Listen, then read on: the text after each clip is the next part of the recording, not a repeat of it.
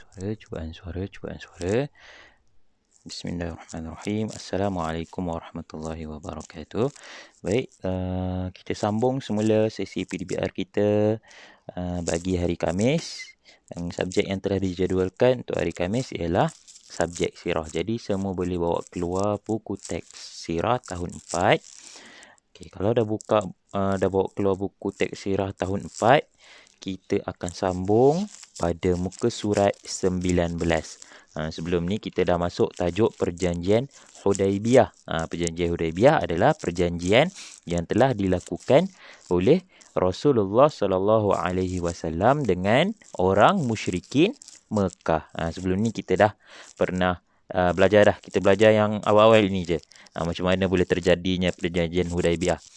Yang mana Nabi Muhammad dan juga para sahabat ingin pergi menunaikan ibadah umrah ke Baitullahil Haram. Baitullahil Haram tu apa? Baitullahil Haram itu adalah Mekah, Kaabah. Kaabah. Kan Ustaz ada ceritakan sebelum ni, Nabi bermimpi bahawa Nabi masuk ke Kaabah. Nabi mengerjakan ibadah umrah. Bermimpi dahulu. Mula Nabi bermimpi, kemudian Nabi ajak para sahabat untuk membuat rombongan ke Mekah. Dan semasa di perjalanan Nabi dengan para sahabat ke Mekah, Nabi dengan para sahabat telah berhenti di satu tempat bernama Hudaibiyah dan telah berhenti di Hudaibiyah dan Nabi telah menghantar Saidina Utsman untuk berjumpa dengan wakil kaum musyrikin Mekah untuk menyatakan hasrat melawat Mekah. Dan Saidina Utsman pun telah diculik, telah ditahan oleh kaum musyrikin Mekah. Itu sahaja sedikit ulang kaji kita.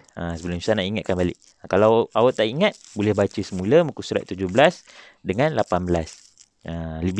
Bila Saidina Utsman ditahan oleh kaum musyrikin selama 3 hari dan telah dipalsukan berita kematiannya, Nabi pun ajak para sahabat untuk berjuang, berjihad menentang kaum musyrikin. Dan para sahabat pun telah berjanji buat perjanjian dengan Nabi yang dikenali sebagai Bai'atur Ridwan, yang mana mereka tak akan lari di samping Nabi kalau nak berjihad pun. Dan bila kaum musyrikin dapat berita bahawa Nabi nak pergi jihad, nak pergi perang diorang, jadi diorang pun memeteraikan satu perjanjian dengan Nabi yang dikenali sebagai perjanjian Hudaibiyah. Jadi Rasulullah SAW pun mencapai persetujuan dengan kaum musyrikin Mekah. Cumanya kita belum masuk lagi kandungan ataupun isi-isi perjanjian yang telah dibuat antara Rasulullah SAW dengan musyrikin Mekah. Okey, baik. Kali ini kita akan masuk kepada kandungan ataupun isi perjanjian Hudaibiyah. Okey, baik. Yang pertama, sama-sama ikut bacaan Ustaz. Okey, yang pertama, genjatan senjata selama 10 tahun. Kedua-dua pihak tidak boleh menceroboh, mengkhianati, mencuri dan mungkir janji. Gencatan senjata. Cuba awak semua gariskan gencatan senjata. Okay, gencatan senjata ni apa? Gencatan senjata ini bermaksud bahawa tak boleh ada perang. Tidak boleh, boleh tulis, tidak boleh ada perang antara kedua-dua pihak. Selama bila? Selama berapa lama? Selama 10 tahun. Orang Islam dengan orang musyrikin Mekah tak boleh berperang sepanjang 10 tahun. Sepanjang perjanjian Hudaibiyah ni. Sepanjang 10 tahun lah. Gencatan senjata. Gencatan senjata bermaksud tidak boleh ada perang. Macam yang kita tahu kan sebelum masa bulan Ramadan hari tu. Antara orang Palestin dengan orang Israel. Orang Israel telah mengebom orang Palestin. Kemudian dia orang buat perjanjian gencatan senjata. Tapi biasalah Israel akan mungkir janji. Okay, baik. Kita masuk kepada isi yang kedua. Orang Islam tidak dibenarkan mengerjakan umrah pada tahun tersebut. Pada tahun tu. pada tahun yang masa dibuat perjanjian Hudaibiyah antara Rasulullah dengan musyrikin Mekah. Okey, tahun tu dia orang tak boleh buat umrah. Dia orang tak boleh buat umrah. Mereka dibenarkan mengerjakan umrah pada tahun berikutnya dan tidak melebihi 3 hari. Mereka boleh membawa pedang yang tersarung sahaja. Maknanya waktu Nabi buat perjanjian ni dengan musyrikin Mekah, Nabi tak jadi pun nak buat umrah sebab perjanjian macam tu. Perjanjian telah dituliskan macam tu. Dalam perjanjian Hudaibiyah, waktu itu Nabi dengan para sahabat tak boleh, dan orang Islam lainlah pada waktu itu tak boleh buat umrah.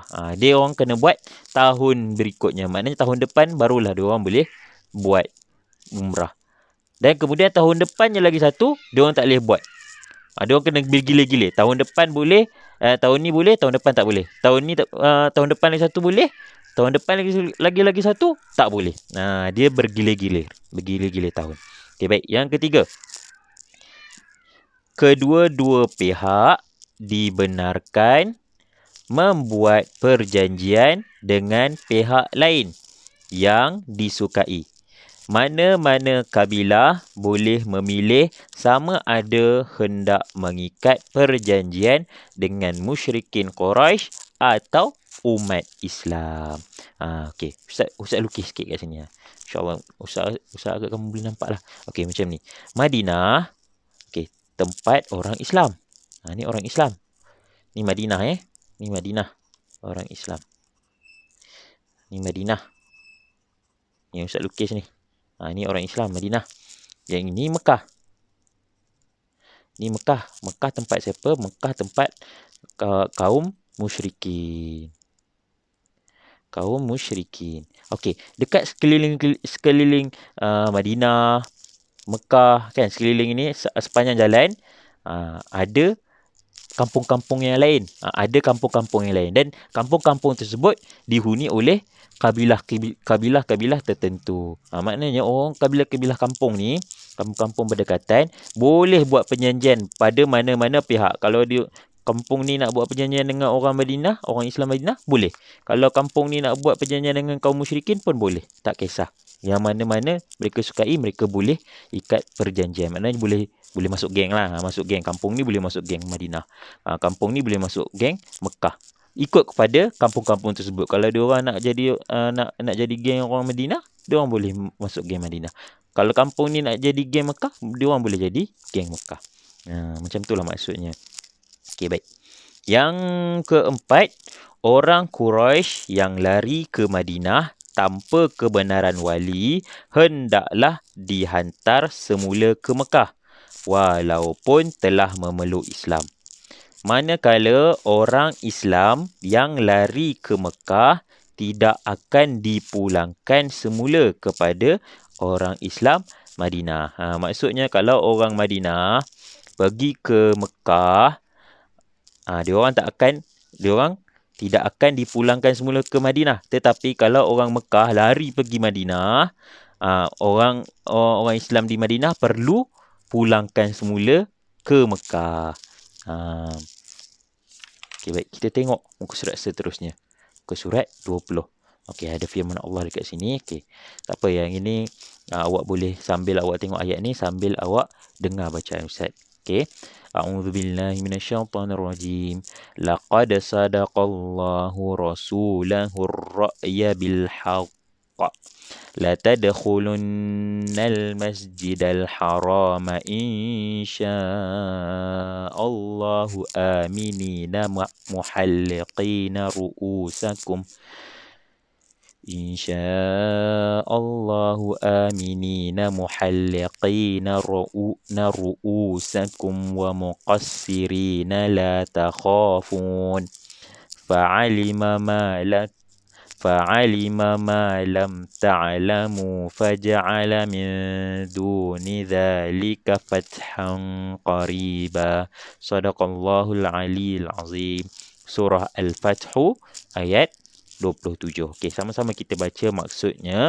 Sesungguhnya Allah telah membuktikan kepada Rasulnya mengenai kebenaran mimpinya, iaitu kamu pasti akan dapat memasuki Masjidil Haram jika dikehendaki Allah dalam keadaan aman, dengan mencukur rambut kepala dan mengguntingnya, sedang kamu tidak berasa takut, maka Allah mengetahui apa-apa yang kamu tidak ketahui, lalu diberikan sebelum kemenangan yang dekat. Okay, kita sambung. Perenggan yang terakhir sekali, Rasulullah SAW telah mendapat kemenangan yang besar kerana perjanjian ini merupakan kunci kepada kejayaan yang lebih besar, ertinya iaitu pembukaan kota Mekah. Sebenarnya perjanjian Hudaibiyah ini adalah salah satu kunci kemenangan umat Islam untuk pembukaan kota Mekah. Sebab lepas tajuk perjanjian Hudaibiyah ini adalah pembukaan kota Mekah. Nanti kita masuk. Pembukaan kota Mekah ni bermaksud pembukaan kota Mekah oleh orang Islam. Bermaksud orang Islam telah berjaya menawan kota Mekah daripada kaum musyrikin, orang kafir. Orang Islam berjaya merampas Mekah dari orang kafir. Itu waktu dulu, waktu Rasulullah ada lagi. Sekarang Rasulullah dah tak ada. Rasulullah dah wafat 1400 tahun lalu. Lama dah. Jadi kisah ini berlaku 1400 sebelum Nabi wafat lagi. Lama dah. Okey, baik. Kita sambung lagi. Kita habiskan tajuk perjanjian Hudaibiyah. Okey, baik. Kesan perjanjian Hudaibiyah. Okey, apa kesan perjanjian yang telah dimeterai oleh Rasulullah SAW dengan orang musyrikin Mekah? Okey, baik. Yang pertama, kita baca sama-sama. Musyrikin Mekah telah mengiktiraf Rasulullah SAW dan negara Islam Madinah.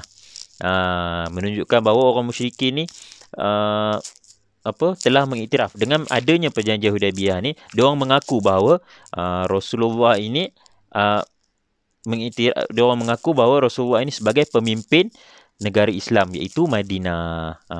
Kan yang mula-mula tadi kan, yang ada orang yang sebelum ni Ustaz ada cerita, yang diorang pergi tangkap Saidina Osman, diorang tahan Saidina Osman sampai 3 hari, dan tiba-tiba baru diorang tahu bahawa Rasulullah dengan orang Islam yang lain nak berperang dengan diorang. Jadi diorang rasa takut.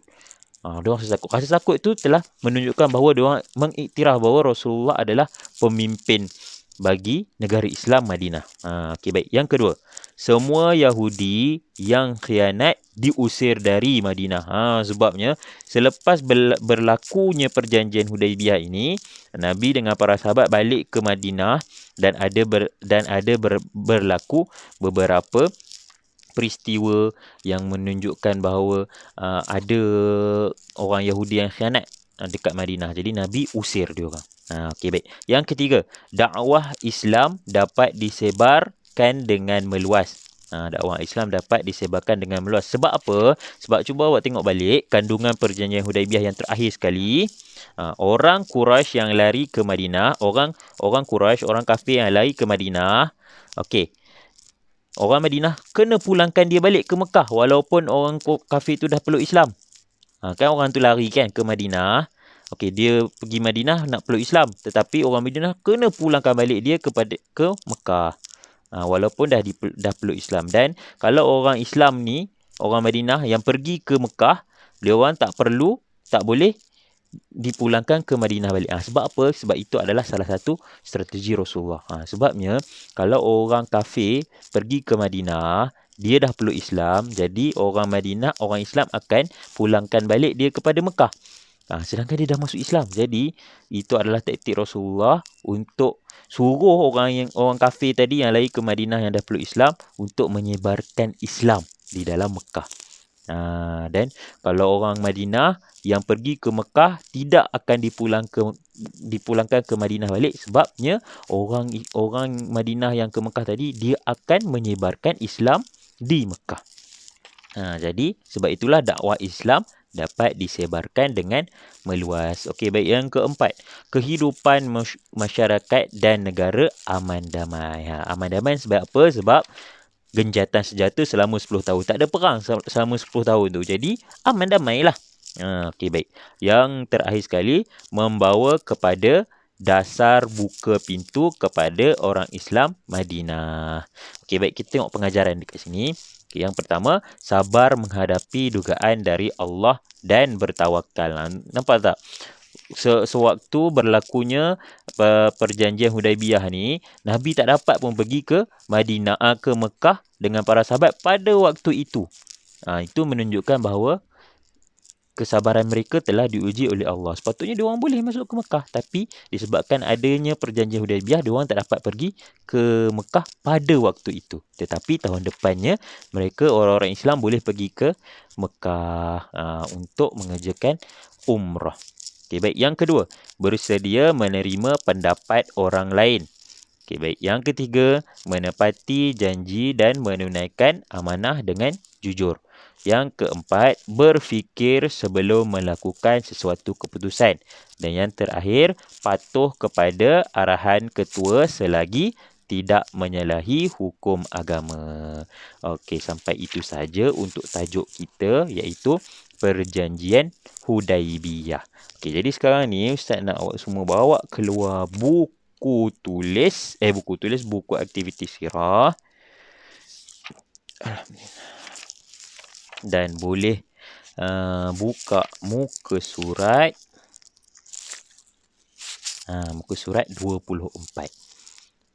Okey. Kerja rumah kamu adalah perlu selesaikan muka surat 24, 25 dan juga 26.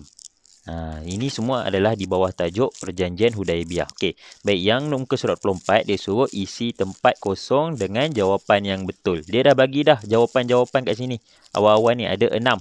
Dan ada 6 soalan. Ada 6 tempat kosong yang perlu awak isi. Jadi isi mengikut perkataan yang telah diberikan. Okay, yang pertama, Perjanjian Hudaibiyah ialah perjanjian damai antara Rasulullah SAW dengan masyarakat. Masyarakat apa?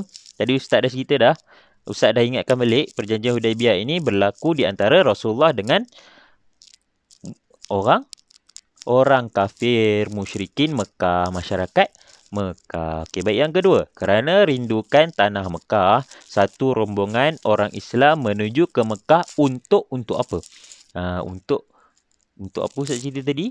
Untuk buat umrah, untuk menziarahi Baitullah ni apa? Baitullah ini adalah Kaabah. Mekah lah, dekat Mekah. Kaabah tu dekat Mekah. Okey, baik.